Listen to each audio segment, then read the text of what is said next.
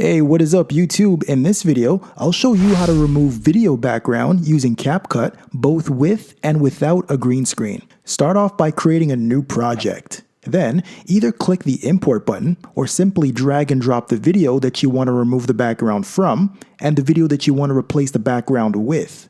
Next, click the plus sign on the video whose background you'll be removing to add it to the timeline. Then, ensure the video tab is selected. Now click the cutout tab.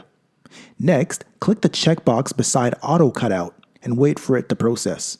Once finished, you'll notice that a black backdrop is now in place of the previous background. Now, click the plus sign beside the video you'll be using as the new background to add that to the timeline. Then, grab the first video and drag it above the second one. It's a good idea to adjust the video length so both videos end at the same time. Now, if you hit the play button, our subject is no longer talking in an office. He's now on a tropical beach somewhere. Alright, now I'll show you how to replace a green screen with a different background. Once you've added your desired videos into your project, click the plus sign for the video with the green screen. Under the video tab, click the cutout tab, but this time, click chroma key instead of auto cut. Then, click color picker and move your cursor to where your green screen is and click it.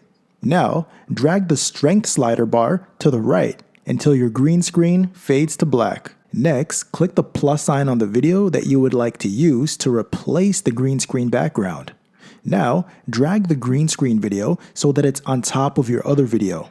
You may not need to do this next step, but in my case, I have to adjust my other video so that it fits in with my green screen. Now when I play it, it looks like the subject is on a Zoom call on a computer.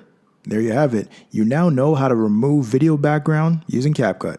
Thank you very much for watching my video, guys. If you found this helpful, please click the like button. If you want to see more videos like this, subscribe by clicking my logo at the bottom right of this video. Don't forget to click the notification bell to be notified when I drop a new video.